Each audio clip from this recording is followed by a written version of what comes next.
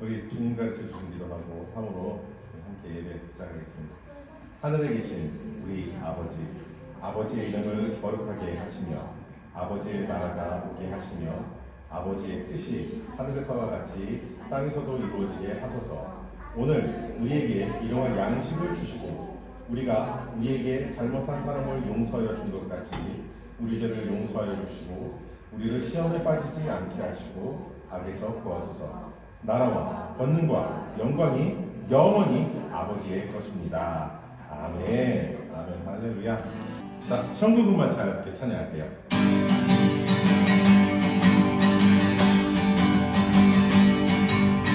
천국은 낫시 밭에 감추는 모아 땅속에 묻힌 아무도 모르는 곳서 천국은 낫시 밭에 감추는 모아 땅속에 묻힌 아무도 모르는 곳서 일하네. 그곳서 발견한 사람은 기뻐 뛰며 집에 돌아가. 집 팔고 땅 팔고 인생 따라 기어이 그 밭을 사고 말 거야. 천국은 마치 밭에 감추인 모아 땅속에 묻힌 아무도 모르는 곳서 천국은 마치 밭에 감추인 모아 땅속에 묻힌 아무도 모르는 곳서 일하네. 자, 다시 한번 해볼까요? 천국은 마치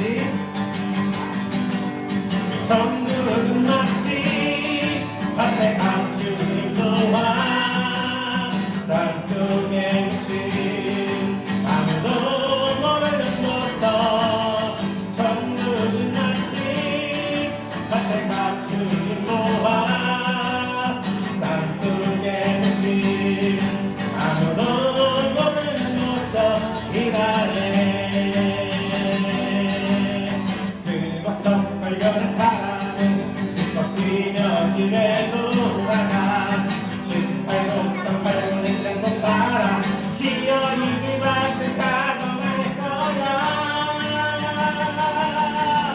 천국은 마치 밭에 감추인 모아 땅속에 묻힌 아무도 모르는 곳서 천국은 마치 밭에 감추인 모아 땅속에 묻힌 아무도 모르는 곳서 일하네. 아멘. 나는 예배자입니다. 함께 찬양합니다. 나는 하나님을 예배하는 예배자입니다. 내가 서 있는 곳 어디서나 하나님을 예배합니다. 내 영혼 거룩한 은혜를 감하여 내 마음 완전한 하나님 향하여 이곳에서 바로 이 시간 하나님을 예배합니다. 나는 하나님을 예배하는 나는 하나님을 예배하는 예배자입니다.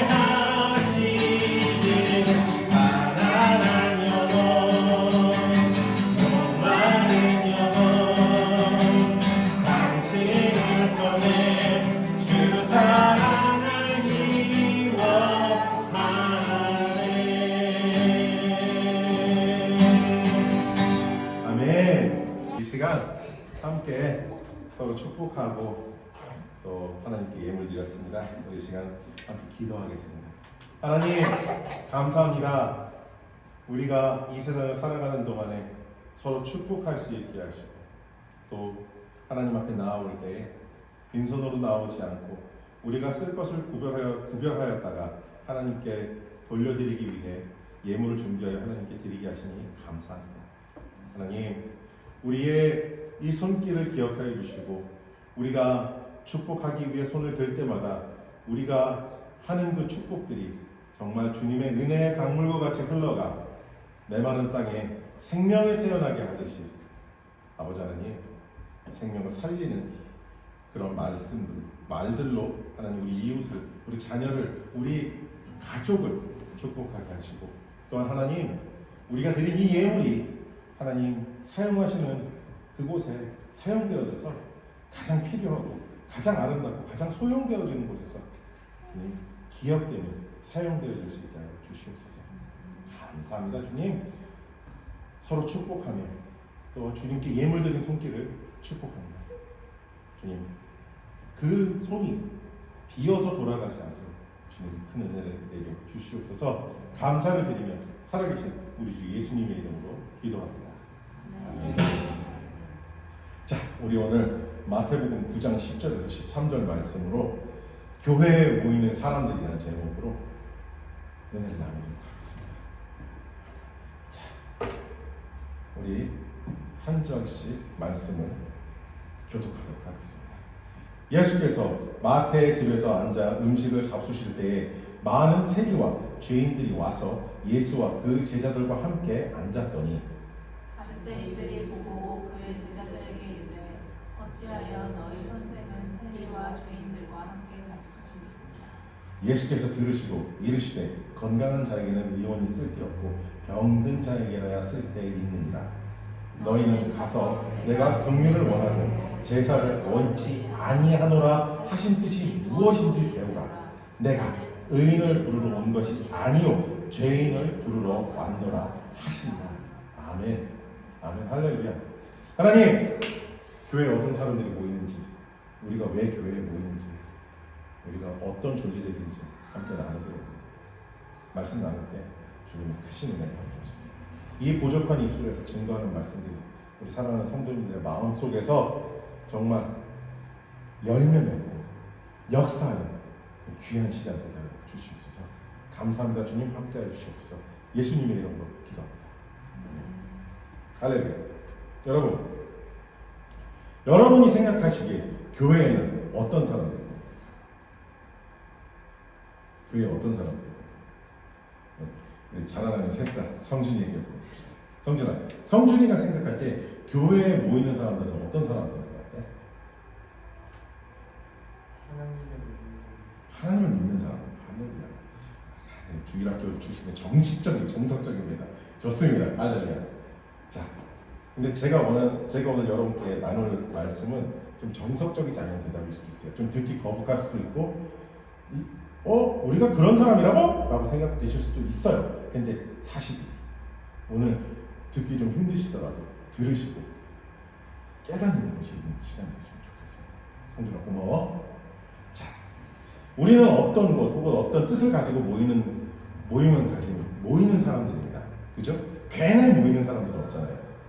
어린 시절에 할머니가 한 달에 한 번 저를 제가 석권동이라는 데 살았거든요. 장희동에 있는 장희 우체국 옆에 있는 함흥냉면을 데리고 가셨어요. 왜? 옛날이거든. 할머니 개를 하셨어요.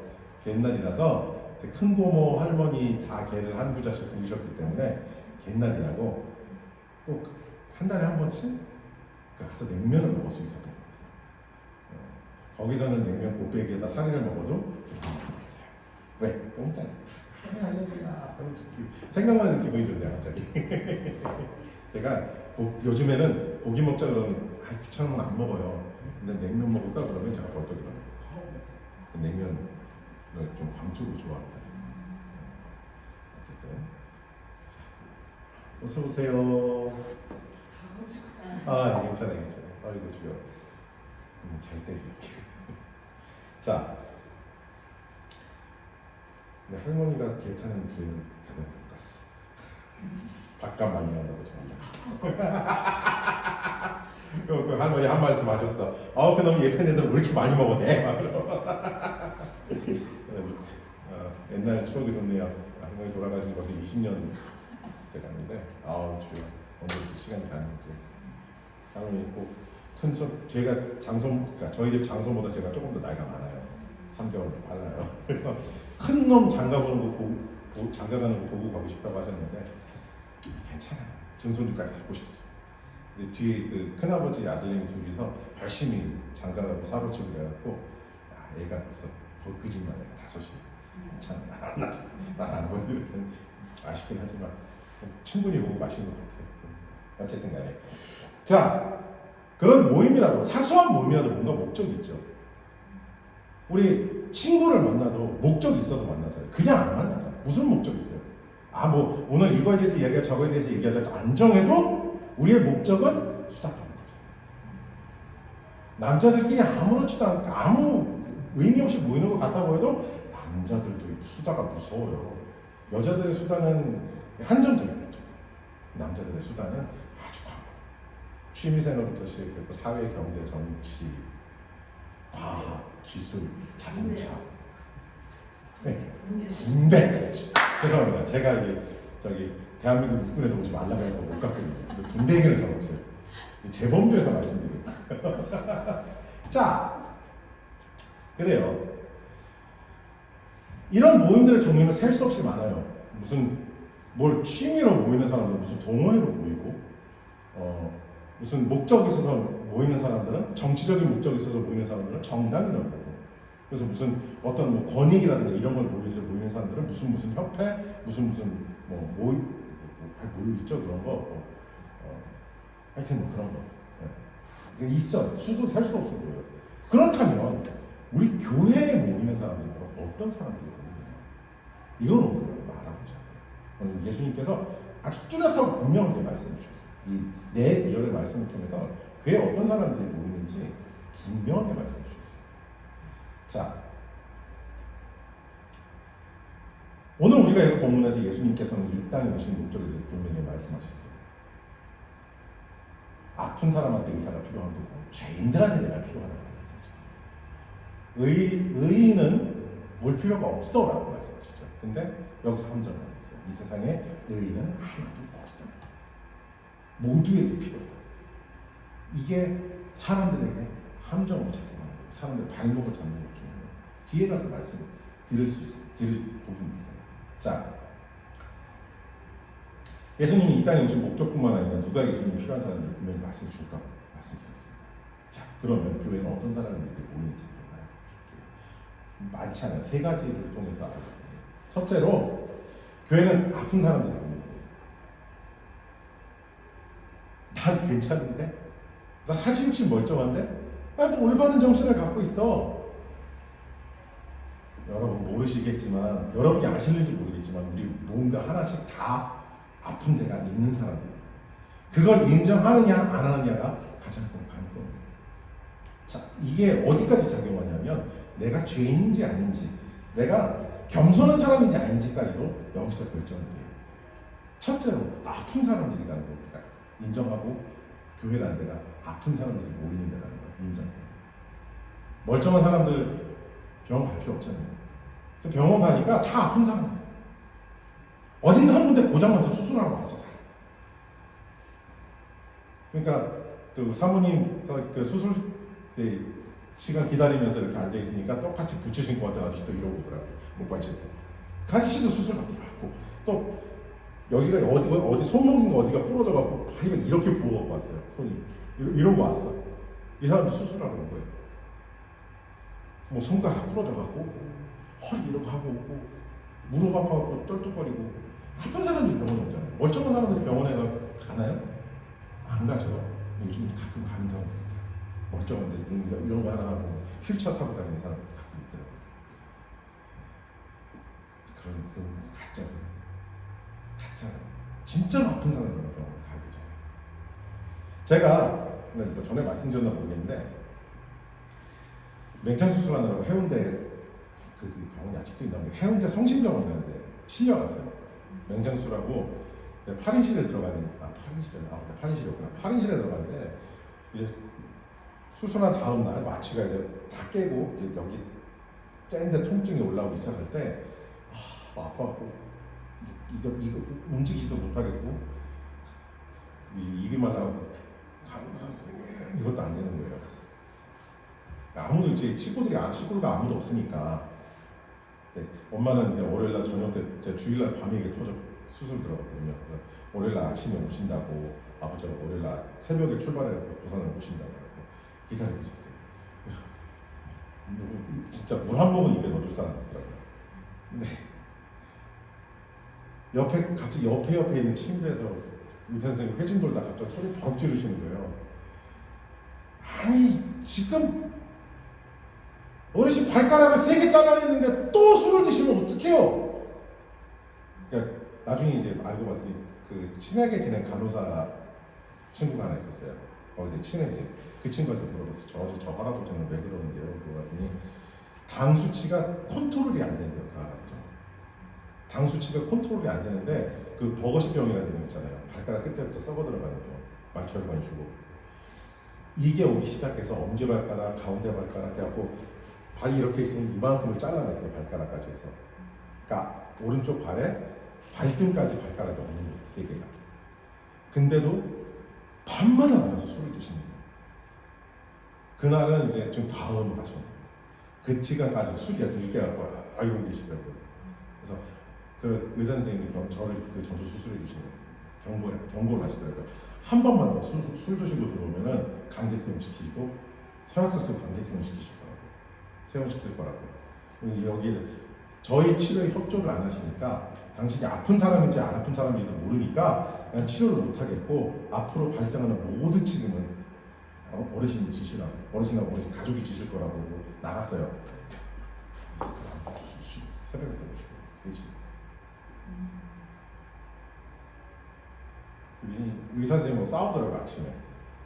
내가 내 술 먹는데 뭐 내 돈 먹고 술 먹는데 왜 그러냐고. 죽든지 살든지 내가 하는 거지 뭘 네가 뭐라고 그 있잖아요 그 어르신들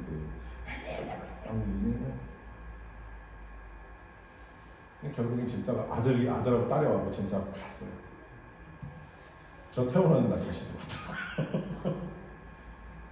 이번에는 그러니까 나중에 그 간호사 친구하고 제가 좀 연락을 하고 지냈었어요.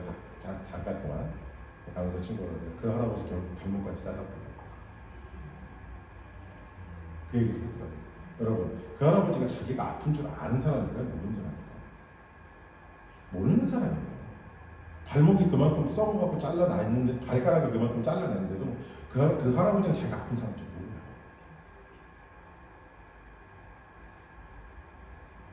병원에 올 필요가 없는 사람이에요. 그 사람은. 자기가 아픈 줄 모르고 병원에 가서 소용이 없어요. 올 필요가 없는 게 아니죠. 소용이 없어요. 저도 오른손 손목 터널증후군이 심해갖고 학부 때 병원 가서 엑스레이를 찍었더니 의사 선생님이 그러는 거예요. 장애인이에요? 그러는 거죠. 왜요? 그랬더니 아니 새끼손가락 뼈가 휘었어 그러는 거예요. 오른쪽 여기 뼈가 이렇게 휘었다 그러더라고요. 그러니까 이게 웬일인 거 하니 이제 우리 피 끓는 중학생 시절 한 겨울에 꽝꽝 오는 몸을 갖고 축구를 하다가 축구공을 여기 딱 맞은 거예요. 그리고 맞고 나서 이거를 골대 찧었네 손 공 먹는다고 쿵쿵 한 거죠. 그 여기가 부러졌었대요. 그렇게 얘기했더니 그때 부러졌는데 아니 그거 안 아팠냐고 이거 참았냐고 그러더라고요. 맞어요. 그때 손가락이 부러졌는데 저째인지 어떻게 알아. 그냥 부항 뜨고 뜸 뜨고 부항 뜨고 침만 그러고 끝났어요. 아픈 줄 모르는 거예요. 얼마나 심각한지 모르는 거죠. 한국 사람들이 암이 많이 걸린다고 그러잖아요. 사망률이 높다고 그러잖아요. 왜 그럴까요? 뭔가 조금씩 전조 증상이 있을 때 자기 건강을 안 돌보니까 자기가 아픈 줄 몰라서 끝까지 파이널 스테이지까지 가고 터미널 스테이지라고 해요. 터미널 스테이지까지 가갖고 손쓸 방법이 없는 상태에서 다이소리 되는 이렇게 어쩔 수가 없는 거죠. 없게 되죠. 여러분 우리는 아픈 사람들과 뭐 육체가 아픈 건 당연하죠. 알아야죠. 근데 더 큰 게 있어요. 우리 영적으로 아픈 사람, 온전하지 못한 사람인 걸 알아야 돼요. 그런 사람들이 교회에 모이는 거예요. 완전한 나 괜찮은 사람이야. 교회를 쌓고 싶어서 교회 와. 뭐 좋은 말씀이 있어서 교회를 오는 거야. 인터넷으로 보세요.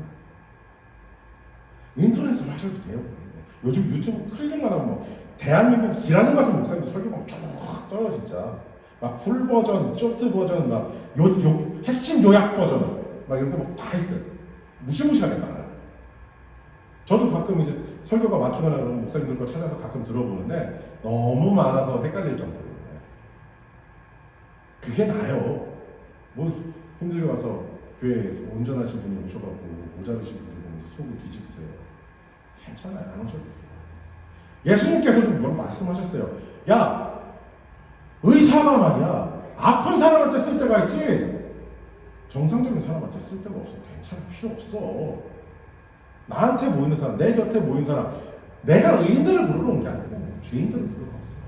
난 아픈 사람들을 위해서 온 존재야. 좀 클리어하게 말씀하시죠. 사랑하는 여러분, 교회는요 아픈 사람들, 육체적으로 아픈 사람들도 부르는 거예요. 왜냐하면 육체가 아프면 마음도 같이 아파요. 아주 예외적인 경우로 육체가 아픈데도 불구하고 건전한 정신을 믿음을 가진 사람들 있어요. 굉장히 찾기 드뭅니다. 지금 한동대학교 교수로 유명된 그 이지선 씨 있잖아요. 그 22살 꽃다운 청춘 나이에 전신 3도 화상으로 생사를 넘나들었다는 그 친구. 저 공감합니다.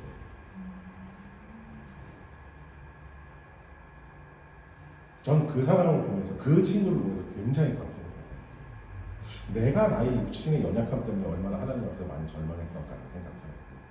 조금만 아파하고 힘들어도 하나님 나 이거 왜 이렇게 아파 힘들어요 이렇게 얘기해도 그치는 거예요. 생사의 그 기로에 서 있을 때 죽음과 삶의 그 경계에서 하나님 앞에 어떤 마음을 가졌을까 더 생각하면 더 저의 삶을 감사합니다. 어쨌든 사랑하는 여러분, 교회는요 아픈 사람들이에요. 시편 134편 18절에 하나님은 그런 사람들을 치료하시는 하나님을 분명히 말씀하세요. 함께 읽어볼까요? 여호와는 마음이 상한 자를 가까이 하시고 충심으로 통회하는 자를 구원하시는 거예요. 멀쩡한 사람은 저거 안 해요. 통회 안 해요. 회개 안 한다고요. 자기가 죄인 줄 모르는 사람은 회개 안 해요. 내가 왜? 나 죄 지은 거 없어. 나 멀쩡한 사람이야. 나한테 왜 그래? 이렇게 가는 거지. 회개 안 해요. 그리고 시편 147편 3절, 상심한 자들을 고치시며 그들의 상처는 싸매시는 겁니다. 아멘. 아멘. 아프냐? 나도 아프다. 드라마 대사처럼 말씀하시는 게 아니고요. 아프냐 그러면 하나님은 그 상처를 싸매주시는 거예요. 고쳐주시는 거예요. 사랑하는 여러분, 우리 삭개오 아시죠? 뽕나무에 올라간 삭개오. 이 사람 열등감 덩어리예요. 키가 남들보다 작아요. 150이 안 됐을 거라는 기록이 있어요. 한 20cm 차이가 나겠죠, 사람들하고. 어렸을 때부터 얼마나 놀림거리였겠어요. 아유, 조만한 놈. 아이고, 여기 굴러다니냐? 열등감 덩어리였어요. 어디 가서 번듯한 직업을 구할 수 없어요. 그러다 결국에 이 사람이 찾은 직업이 뭐예요? 세리. 근데 이 사람은 세리 중에서도 캡틴 장. 세리 장. 이때 로마 제국의 세금을 바치던 사람들은 일정만 갖다가 주는데요. 내가 100군데를 돌아다니면서 세금을 받으면, 그래, 우리나라 치면은 월 100만 원만 갖고 와. 근데 세금은 세리가 떼기 나름이에요. 무슨 핑계를 대서 세금을 떼도 돼요. 그러면 막 몇백만 원씩 막 긁어갖고 와서 자기 부를 축적하는 거예요. 그렇게 부를 축적했어요. 어마어마한 부자였어요. 왜냐하면 예수님이 사람들을 타고 같이 다니셨잖아요. 일단 제자들 몇 명이에요? 12명이잖아요. 12명의 제자들과 함께 가시다가 삭개오를 딱 보시고, 삭개오야, 오늘 내가 너희 집에 가서 쉬어야 되겠다 말씀하시니까 삭개오가 예! 그러면서 집으로 안내를 해요. 자, 여러분 12명이 한 번에 집에 들어오려면 집이 어느 정도 규모가 있어야 되겠죠. 참고로 저희 집은 7명이 맥시멈이에요. 식탁이 꽉 차. 더 이상 어디 공간이 없다. 자, 사케오 굉장한 부자였고요. 남들이 우아할 수 있는 사람이에요. 근데 이 사케오 열등감 덩어리였고요. 사케오 사람들에게 질시받고 욕먹는 사람이었어요. 쟤는 매국노 같은 응? 네가 우리한테 세금을 뜯어서 로마에다가 갖다 바쳐? 이 자식은 매국노야 너는. 응? 이렇게 사람들이 뒤에서 욕하는 안 들렸겠어요. 다 들렸어요. 이 사람 마음에 계속 상처가 있어요. 그러면 그거를 그래 내가 해먹고 살 게 없어서 이걸 하는데 사람들 날 미워할 수 있겠지. 그래 나를 미워해라고 한 거야. 절대 그렇지. 그래? 니들이 내 뒷담화를 해? 얘는 그래 기다려봐. 새거 먹었는데 시원하게 내봐라. 그래도 다 죽었어. 이렇게 되죠. 선한 쪽은 절대 안 해. 선한 거 드라마에서는 예수님 사케오를 부르셨어요. 사케오를 부르셨어요. 그 부르신 자리에 사케오가 저 괜찮아요. 저 멀쩡해요. 돈도 많고요. 뭐 인기는 없을지 몰라도 먹고 살만해요. 예수님 그냥 괜찮아요. 이러지 않았어요. 사케오 자기 죄인이라는 걸 인정했어요. 뭐라고 얘기합니까? 내가 착복한 게 있으면 사람들한테 세배로 돌려주고요. 내 재산의 절반을 뚝 떼어서 가난한 사람들에게 나눠주겠습니다. 이 얘기예요. 뭐가 남겠어요? 자기의 모든 걸 내려놓을 수 있다는 사람이고요. 자기가 죄인이라는 걸 인정한 사람이에요. 그때 예수님이 사케오에 대해서 구원을 선포하셨죠. 오늘 이 집에 구원받았다 라고 말씀하셨어요. 여러분 자기가 죄인인 걸, 아픈 사람인 걸 알고 고백하고 그 앞에 엎드릴 때, 예수님 앞에 엎드릴 때에 그 사람이 교회에 오는 사람, 예수님이 필요한 사람인데 할렐루야. 우리 모두 그렇게 인정하는 사람이 되기를 원합니다. 멀쩡한 사람들 교회 안 오셔도 돼요. 내가 멀쩡하다고 생각하면 교회 안 와요. 나 뭔가 소망이 있고 뭔가 이루어야 되는데 그게 내 마음과 뜻대로 이루어지지 않고 그게 자꾸 나한테 한계가 걸림돌이 되고 상처가 될 때 그때 주님 앞으로 나가요. 둘째로 교회에는 자신이 의롭지 않은 사람들을 인정하는 사람들이 모이는 곳입니다. 예수님이 이 땅에 계실 때 수많은 유대인의 지식인들과 선생들, 율법주의자들이 있었어요. 사두개인, 바리새인, 제사장 계급 이런 사람들이죠. 학문적으로도 뛰어나고 권력도 있고 많이 배웠던 사람들이에요. 돈도 많았어요. 근데 이런 사람들에 대해서 예수님이 아주 강하게 말씀하셨어요. 나쁘게. 뭐라고 말씀하셨어요? 야, 이 독사의 새끼들아. 좋게 독사의 자식들이라고 말씀하시는 분 있지만 저는 그 표현보다 이 독사의 새끼들, 뱀새끼들이라고 말씀하셔야 돼요. 정확한 거. 간교하고 사악하다. 어떻게 해서든지 남을 속이고 남을 타락시키려고 아주 눈에 불을 켜고 작정한 존재들이라 예수님 말씀하신 거죠. 왜? 자기들이 의롭다고 생각해요. 고개 뻣뻣이 들고 하나님 앞에서 제가 말이죠 하나님 멀쩡해요. 나 잘하고 있어요. 나 이만큼 했잖아요. 안 된 거예요? 됐잖아요. 주일날 교회도 오고 헌금도 하고, 응? 가끔 교회 나서 봉사도 하고 그러잖아요. 남한테는 싫은 소리도 안 하고. 아니, 우린 죄인이에요. 어쩔 수 없는 죄인.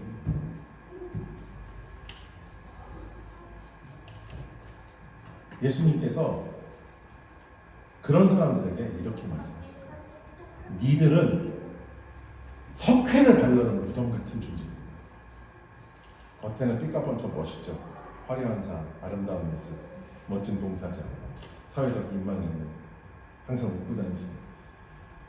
그런데 그 안에는 남을 시기하고 질투하고, 꼭 그런 것만이 아니더라고요. 뭔가 부패하고 썩어있는 것들이 가득한 사람들이 많아요. 저는 이번에 한국에서 뉴스를 가끔 보면서 대한민국의 정치인들이 얼마나 지저분한 사람들인지 알게 됐어요. 정의로운 척, 의로운 척 다 하면서 와, 뒷구멍으로 어떻게 저런 짓을 하지? 라는 생각이 들 정도. 물론 다 믿을 건 못 되겠죠. 다 믿을 건 못 되겠는데 그런 의혹이 나왔다는 그런 것 같아요. 그런 말이 나왔다는 것 자체가 저는 굉장히 좀 충격이었어요. 여러분, 회개하러 천국이 가까웠느니라고 선포한 사람이 누굽니까? 침례 요한이죠. 침례 요한이 헤롯 왕한테 어이없게 죽었어요. 하나님의 선지자가 어이없게 죽었어요. 근데 그렇게 하나님의 뜻을 잘 알고 하나님의 뜻대로 산다고 했던 바리새인들과 사두개인들, 제사장 계급들이 단 한마디도 침례 요한의 죽음에 대해서 따지지 않았어요. 오히려 그 사람들은 자신들의 권력을 유지하는 데 걸림돌이었던 침례 요한의 죽음을 기뻐했는지 모르겠어요. 그런 사람들이 나는 의로운 사람이야 라고 거기 뻣뻣이 들고 살던 사람들. 여러분, 우리가 얼마나 하나님 앞에 겸손해져야 하는지 우리는 깨달아야 돼요. 그래서 우리는 교회에 나오는 거예요.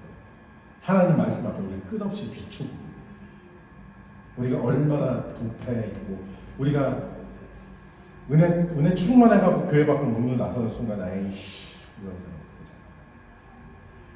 집에 문 열고 딱 들어가자마자 어이가 없네 이런 말이 튀어나올 수 있는 그런 사람이죠.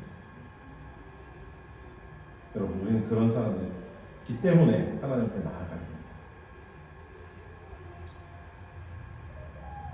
베드로전서 5장 5절에 젊은 자들아 이와 같이 장로들에게 순종하고 다 서로 겸손으로 허리를 동이라. 하나님은 교만한 자를 대적하시되 겸손한 자들에게는 은혜를 주시느니라 라고 말씀합니다. 내가 죄인인 걸 깨닫고 하나님 앞에 엎드리는 사람들 하나님께서 용서하세요. 그러나 그렇지 않은 사람들 하나님께서 용서하지 않으세요. 예수님의 가르침이 아니라 자신이 지금까지 알고 어디가 잘못됐는지도 모르는 전통을 지키려고 하나님의 뜻마저도 무시했던 것이 바로 그 바리새인과 사두개인과 제사장들이었어요. 그 당시에 지배계급들. 예수님 분명히 그들에게 경고하셨어요. 누가복음 3장 9절에 이렇게 말씀하시죠. 도끼가 나무 뿌리에 놓였다. 열매를 맺지 못하는 가지들은 찍어서 불에 던질 것이다.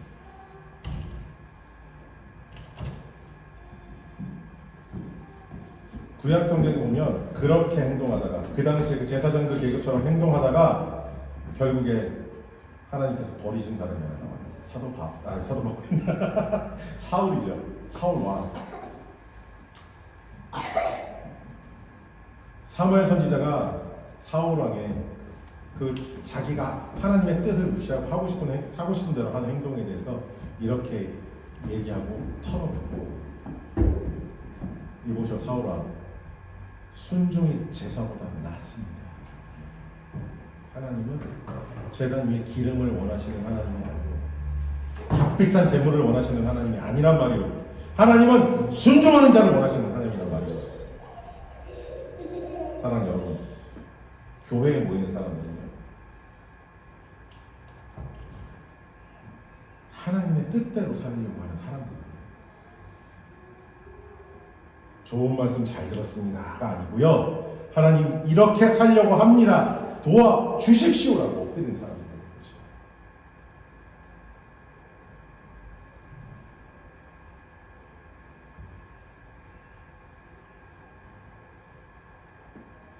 하나님을 아시는 하나님께 엎드리시는 여러분 되시길 다시 한번 축복합니다. 오늘 말씀이 좀 많이 듣기 거북하시죠? 힘들죠? 감사합니다.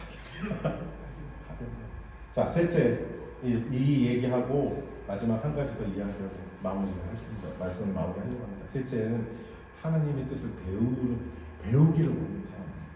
모이는 곳이 교회입니다. 방금 얘기했잖아요. 좋은 말씀 감사합니다.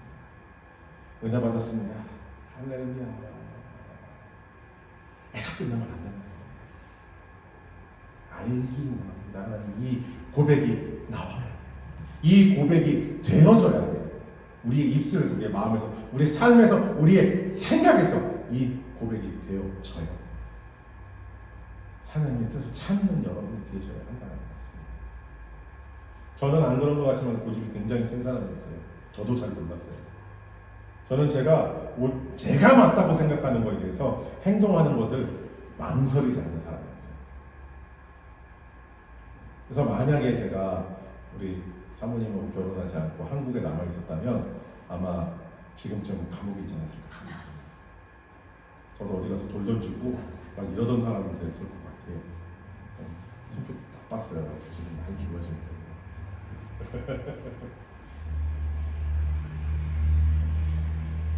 사실 이 목사 한수 과정을 통해서 제가 이걸 알게 됐어요. 교수님, 저를 가르치는 담당해서 가르치는 교수님 이렇게 말씀하시더라고요. 노아, 너는 참 언티처블한 사람이야. 생각 안 해요. 그 말 딱 저 들은 순간 처음에 생각 안 했어요. 근데 뭐? 라고 했죠. 왜냐면 왜 목사 한수 프로그램에서 이런 걸 해야 돼? 라는 그 생각이 머릿속에 있었거든요. 근데 조금 시간이 지나고 나니까 이게 필요해요. 저의 삶을 돌아보고 저의 가족을 돌아보고 가족에서 받은 영향들을 돌아봐야 했었던 거죠. 목사가 되기 위해서.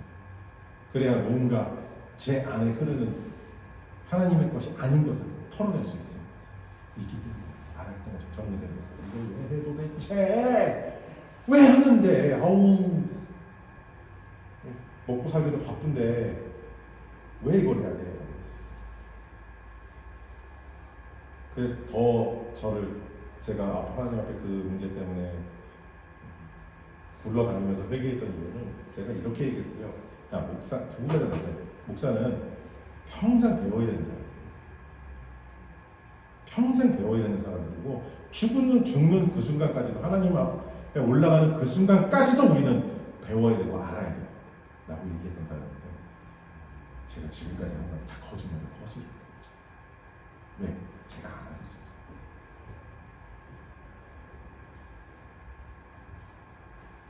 마태복음 11장 28절에서 30절 말씀을 같이 한번 읽어볼까요? 수고하고 무거운 짐진 자들아 다 내게로 오라. 내가 너희를 쉬게 하리라. 나는 마음이 온유하고 겸손하니 나의 멍에를 메고 내게 배우라. 그리하면 너의 마음이 쉼을 얻으리니 나는 내 멍 쉽고 내 짐은 가벼움이라 하시니라. 여러분, 쉬라 그래놓고 어깨에다 짐 지어놓고 쉬라 그러면 쉴 수 있나요? 쉬라 그러면 쉬려면 어떻게 해야 돼요? 짐 내려놓고 바닥에 털푸덕 주저앉든지 의자에 앉든지 뭔가 해야 되잖아요. 이 세상은 어때요? 쉬라 그래놓고 쉬게 하나요? 더 많은 것들을 요구하죠. 우리한테. 넌 쉬고 나서 이것도 하고 저것도 하고 이렇게 하고 저렇게 해야 돼. 가끔 제가 이제 슈퍼마켓에서 일을 하는데 저희도 법적으로 보장된 휴식 시간이 있어요. 무급 점심시간 1시간, 그리고 15분씩 2번 쉬는 30분의 시간. 근데 가끔 쉬다가 보면은 내가 지금 쉬는 이 시간은 앞으로 2시간 반 동안 더 달리기 위해서 잠깐 멈추는 시간이구나, 일을 더 시키려고 쉬게 만드는구나 라는 생각이 가끔 들 때가 있어요. 왜냐면 쉬러 이렇게 저희 팀룸에 딱 들어가면 들어가는 동안에 이제 곳곳에 떨어져 있는 부스러기와 쓰레기들과 고객들이 그냥 던지고 가듯이 한 이런 것들이 막 눈에 보이거든요. 끝나고 났다고 주워야 되네? 쓸어야 되네? 닦아야 되네? 근데 예수님은 아니에요. 예수님이 쉬라고 하신 건 짐 지은 거, 네가 지금 세상에서 진 거 내려놓고 나한테 배워라. 이 세상을 하나님의 뜻대로 살아가는 걸 배워라라고 그랬어요. 그렇게 배울 사람들이 교회에 오는, 지금까지 이렇게 살았으니까 앞으로도 이렇게 살게요 라고 하는 사람들이 아니고요. 지금까지 이렇게 살았지만 앞으로는 하나님 뜻대로 살게요 라고 고백하는 사람들이 할렐루야. 여러분, 저도 이제 제 뒤에 신입 직원들이 계속 들어오잖아요. 계속 그만둬요. 앞에서 제 뒤에서 저보다 뒤에 들어온 애들도 벌써 많이 그만두고 나왔어요. 그래서 신입 직원이 계속 들어와요. 근데 신입 직원들이 들어오면은 한참 동안 제가 트레이닝 한 2달, 3달 동안 제가 걔들 계속 트레이닝을 시킨 적이 있어요. 근데 제일 힘든 사람이 어떤 사람일까요? 제일 힘든 사람이 어떤 사람일까요?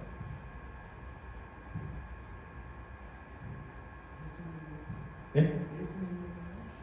아니 그런 기준으로 말고 제일 힘든 사람이 어떤 사람일까요? 제일 힘든 사람, 그러니까 예수 믿는 사람이 그러면 제가 목사인데 그러면 안 되죠. 자, 어떤 사람일까요? 예? 오, 맞아요. 말하는 사람. 안 배우려고 그런 사람이 있어요. 기껏 가르쳐놨는데 지가 하고 싶은 거예요. 나 뒤따라다니면서 그거 다 뒤지다가 다시 해야 돼요. 그러니까 저희가 이 스크럼 머신이라는 거 쓰잖아요. 앞에 수세미, 그 브러쉬 같은 게 막 돌고 그 물 나오고 세제나 섞여 물 나오고 그게 이제 바닥을 이렇게 막 이렇게 닦으면 뒤에 이제 고무로 된 러버 블레이드가 쫙 물을 모아갖고 기계로 백큐으로 빨아들여요. 그냥 얘기를 해요. 이거 쓸 때 분명히 얘기하는데 이거 쓸 때 잘 봐. 여기 밑에 블레이드에 뭐가 걸리면 물자국이 남아. 그러니까 가다가 물자국이 남으면 블레이드 들어서 밑에 긁어내고 다시 한 번 더 놀아줘야 돼. 안 그러면 고객이 잘못해서 넘어져서 고객이 넘어지면 고객한테 컴플레인 나올 수가 있어요. 지난주 금요일날 기계가 물이 안 땡기지는 거예요. 물이 안 땡기지는 거예요. 아까 막 블레이드를 몇 번을 제가 막 뺐다 막 들어다 놨다 했죠. 앞에 친구가 하고 갔는데 그러고 뭐지? 그러고 나중에 봤더니 기계 빨아들이는 그 호수 안에 그 블레이드를 청소를 하면 그게 나중에 그냥 기계로 빨려 들어가요. 백큐 호수를 막아버리거든요. 백큐 호수가 막혔던 거예요. 그래갖고 저희 디파트먼트를 끌고 가고 걷다가 하이프레셔 비슷하게 흉내내는 스틱을 꽂아갖고 물을 팍 하고 쐈더니 진짜 제 주먹보다 조금 작은 거 이게 덩어리가 퍽 툭툭 떨어져요. 그래서 얘들 진짜 힘들다 이 생각이 딱 들더라고요. 아무리 가르쳐도 안 되는 애들, 말 안 듣는 애들 진짜 힘들어요. 회사에서 안전사고를 방지하기 위해서 여러 가지 매뉴얼과 규칙을 만들어요. 근데 그거 안 지키면, 그 말 안 들으면 그거 그냥 휴지 조각이고 잔소리. 우리 아이들한테 여러 가지 이야기를 하죠. 근데 그 아이들이 그게 이해를 못하고 그게 필요성이 없다고 생각해서 한글 듣고 한글 흘리면 그냥 엄마의 잔소리, 아빠의 잔소리. 여러분, 우리가 하나님의 자녀로 산다 그랬다면 하나님의 말씀은 그냥 종교의 어떤 교리나 그냥 좋은 살아가는 좋은 마음을 가지고 살 말씀이 아닙니다. 그대로 지켜내야 하고 살아내야 하는 하나님의 거룩한 것이 답니다. 생명입니다. 우리가 그것을 알고 그것을 위해서 우리 교회를 와야 돼요. 교회에 모이는 사람들 그런 사람들.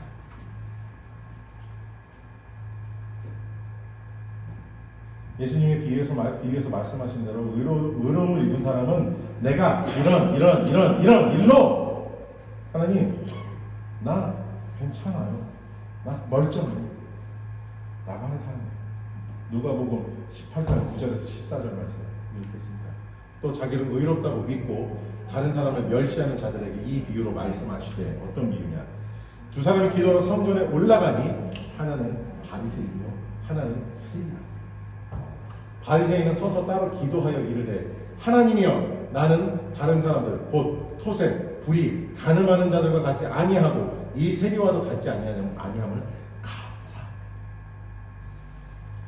나는 일에 2번씩 금식하고 또 소득이 11조를 드리나이다 하고 세리는 멀리 서서 감히 눈을 들어 하늘을 쳐다보지도 못하고 다만 가슴을 치며 이르되 하나님이여 불쌍히 여기소서 나는 죄인으로소이다 하였느니라.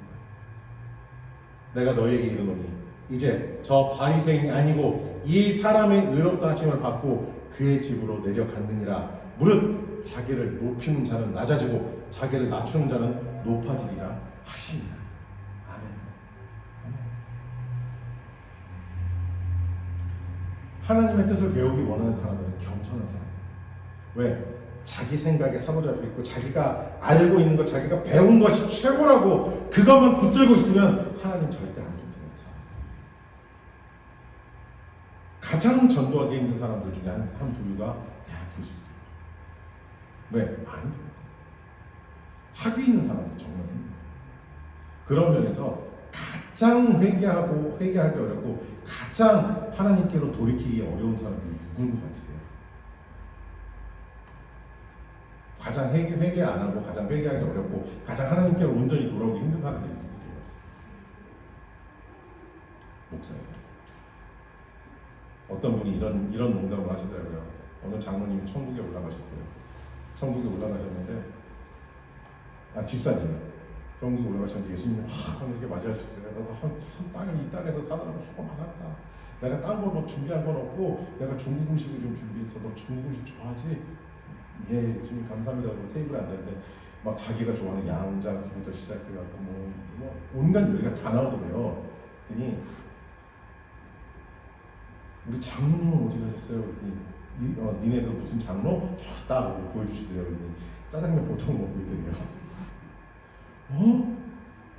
우리 목사님은요? 그랬더니 야 니네 목사 배달 나갔다. 예수님이 우리가 부처 믿는 사람들, 부처 믿다가 예수 믿고 온 사람들 너무 좋아하시거든요. 알라 믿다가 예수님 믿어갖고 큰 은혜를 체험하는 사람 오시는 거 정말 환영한대요. 근데 예수님이 이 사람이 오면 기뻐서 어쩔 줄을 모르신대요. 니네 너무 가끔 온다고 저 목사가 우스갯소리로 하는 소리지만 이거 정말 심각한 거예요.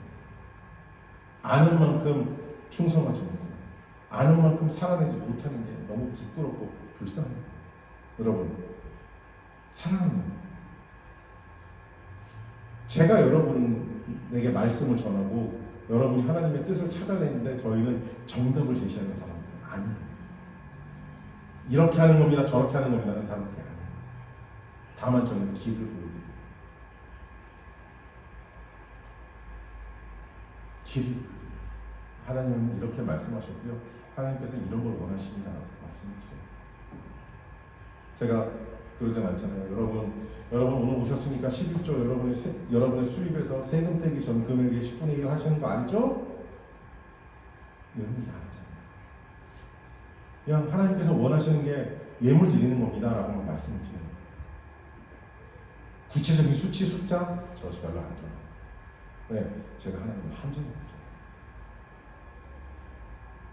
이제 말씀을 맺겠습니다. 여러분, 하나님을 여러분의 몸중에 가두지 마세요. 여러분이 아는 한도에서 전능한 하나님이 아니고요. 여러분이 아시는 한도에서, 제가 아는 한도에서 은혜롭고 자비하시고 사랑을 주시는 하나님이 아니세요.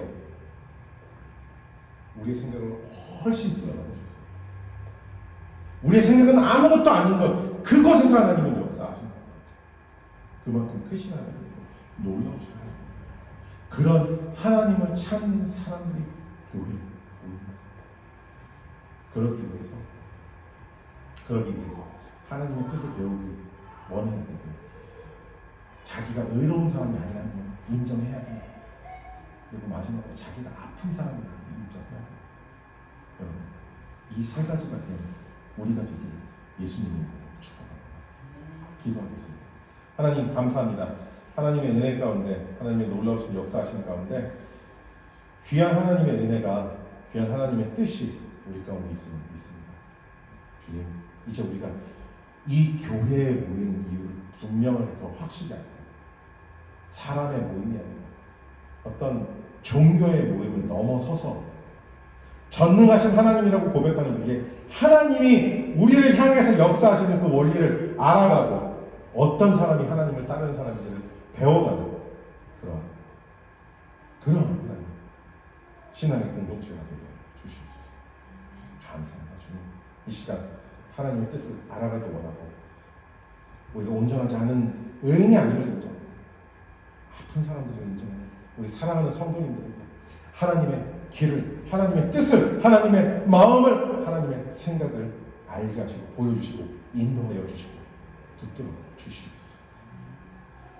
여호와는 내게 복을 주시고 너를 지키기를 원하며 여호와는 그의 얼굴을 내게 비추사 은혜 베푸시기를 원하며 여호와는 그 얼굴을 향하여 어찌사 평강 주시기를 원합니다.